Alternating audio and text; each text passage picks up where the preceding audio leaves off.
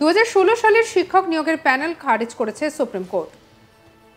School service কমিশনের প্রায় 26,000 শিক্ষক শিক্ষিকা শিক্ষাকর্মীর চাকরি বাতিল মামলায় রায়দানের দিকে তাকিয়েছিল গোটা রাজ্য।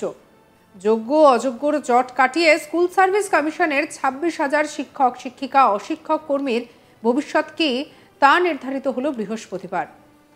প্রধান বিচারপতি ডিভিশন বেঞ্চ চাকরি বাতিল মামলার রায় ঘোষণা করলেন, আর তারপরেই দেখা গেল বিষাদের ছবি। সকলের চোখে জল ছলছল করছে। সেই রকমই চাকরি বাতিলের তালিকায় রয়েছে বিভিন্ন জেলার একাধিক শিক্ষক শিক্ষিকা।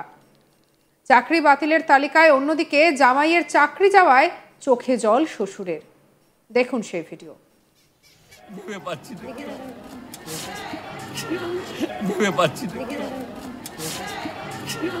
আজকে মমতা ব্যানার্জির জন্য নিরীহ ছেলেগুলো মারা পড়ে গেল। যদি অনেকবার বলেছে যে আপনি বাছাই করে দেন, দিল না। ভেবে পাচ্ছি না। গোটা রাজ্য জুড়ে প্রায় 26,000 চাকরি চলে যাওয়ায় কান্নায় ভেঙে পড়েছেন চাকরি বাতিল শিক্ষক শিক্ষিকারা। বিভিন্ন জেলার পাশাপাশি নদিয়াতেও এই তালিকায় একাধিক শিক্ষক এবং শিক্ষিকার নাম রয়েছে। ঠিক তেমনই নদিয়ার শান্তিপুরের শরৎ কুমারী বালিকা উচ্চ বিদ্যালয়ে 2জন শিক্ষিকার চাকরি বাতিল হয়েছে। ওই বিদ্যালয়ে বর্তমানে বিএড নিয়ে পড়াশুনো করছে শান্তিপুরের সাথী চ্যাটার্জি নামের এক বধূ। তার স্বামী শিলিগুড়ির একটি স্কুলে শিক্ষকতা করতেন। এখন ওই শিক্ষকের চাকরি চলে যাওয়ায় শান্তিপুরের বাসিন্দা শিবু চ্যাটার্জি প্রকাশ্যে রাস্তায় ভেঙে পড়লেন কান্নায়।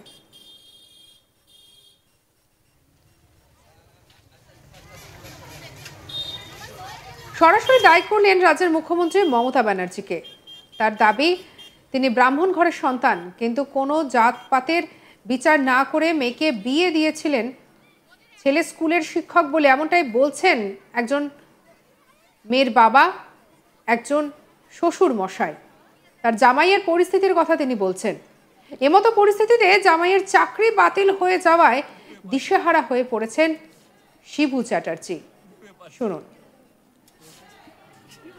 আজকে মমতা ব্যানার্জির জন্য নিরীহ ছেলেগুলো মারা পড়ে গেল। চাকরি ছেলে পেয়েছি। কতদিন আগে বিয়ে দিয়েছিলেন? 3 বছর আগে বিয়ে দিয়েছি। বাচ্চা কাচ্চা? হ্যাঁ, একটা মেয়ে হয়েছে। আমি সেই চিন্তা করছি মেয়েটা খাবে কি। মেয়ে এখন কি করছেন? আমার মেয়ে এখানে ম্যাডাম বিয়ে ট্রেনিং করছে, 3 মাসের ট্রেনিং করছে। এই যে সাথী চ্যাটার্জি। বাচ্চার বয়স?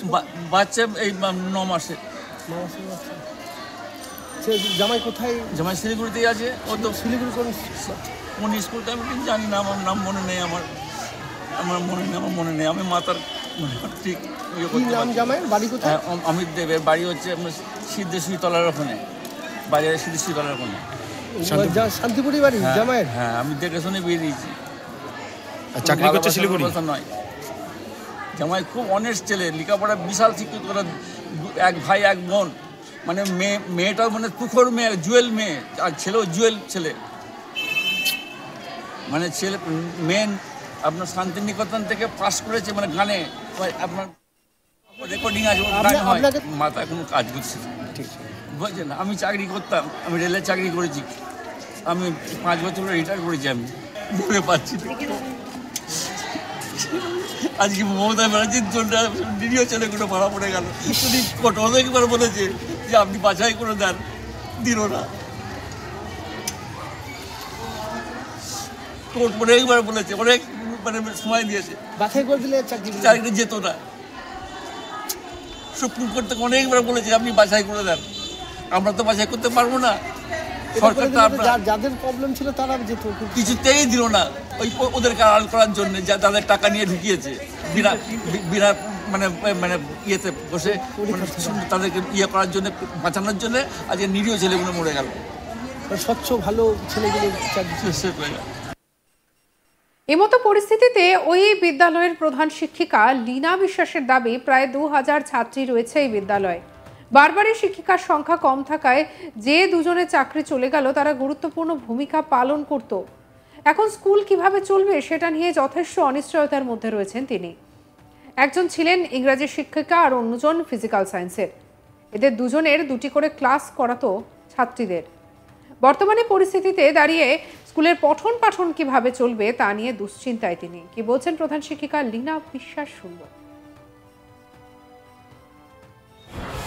সুপ্রিম কোর্টের নির্দেশে 26,000 শিক্ষক শিক্ষিকা বাতিল করা হয়েছে। 2016 সালে প্যানেল বাতিল করা হয়েছে। স্কুলে পঠন পাঠন কীভাবে হবে? স্কুলের শিক্ষক কমে গেল, এমনিতে শিক্ষক ছিল, কী ভাবছেন, কী করবেন? এমনি শিক্ষক যা ছিল কম ছিল, আমাদের 45টা স্যাংশন পোস্ট, তার মধ্যে ছিলেন 32 জন, এর মধ্যে 2 জন চলে গেলেন, তাতে তো আরও কমে গেল।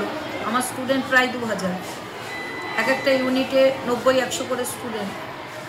এই ইউনিটগুলোকে পুরোপুরি করে যেমন পর্ষদের নির্দেশ অনুযায়ী যে সংখ্যক ক্লাস দেওয়া দরকার সেটা কীভাবে দেবো সেটাও একটা চিন্তার বিষয়।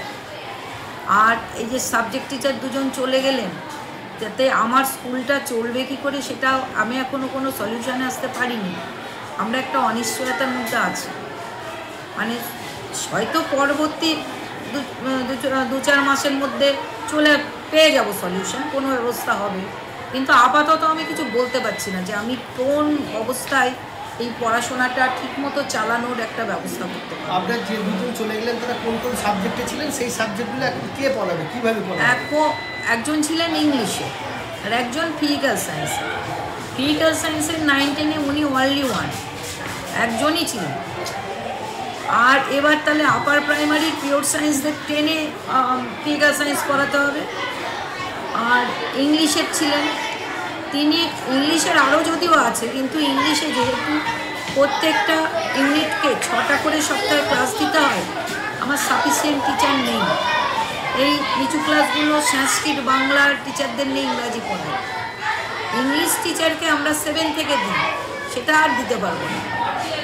সেটা একটা আমরা অনিশ্চয়তার মধ্যে আছি, এইভাবে বুঝতে পারছি। যাদের চাকরি চলে গেল তাদেরকে আদালত বলেছে যে 12% হারে সুদের সমেত টাকা ফেরত দিতে হবে। সেটা কীভাবে সম্ভব? সেটা আমার জানা নেই কীভাবে এই সমস্যার সমাধান করবেন, কিন্তু এটা একটু বিশাল দুষ্কর ব্যাপারে। সবার সেই রকম আর্থিক সংস্থান আছে কিনা জানি না, মানে আলাদা কোনো আর্থিক সংস্থান জমি বাড়ি বেচে দেওয়ার মতো, আর থাকলেও সেটা দিয়ে তারা কি রাস্তায় বসবে? এই যে এতদিন ধরে চাকরি করলে একরকম লাইফস্টাইল, এই লাইফস্টাইলটা আবার থেকে ফেরত আসাটাও মুশকিল। তাদের সংসারের লোকজনকে, বাচ্চা কাচ্চাদের যে একটা অভ্যাসে চলে এসেছে সেটাতে আবার ফেরত আসা একটা মুশকিল। এটা একটা বিশাল সমস্যা, এটা আরও আমি কোনো সমাধান বলতে পারছি না। ভেবে পাচ্ছি না, ভেবে পাচ্ছি না। আজকে মমতা ব্যানার্জির জন্য নিরীহ ছেলেগুলো মারা পড়ে গেল। আপনার মতামত অবশ্যই আপনি জানাতে পারেন কমেন্ট সেকশনে। আরও অন্যান্য খবরের জন্য লাইক করুন, শেয়ার করুন, সাবস্ক্রাইব করুন, হোয়াটসঅ্যাপেও ফলো করতে ভুলবেন না।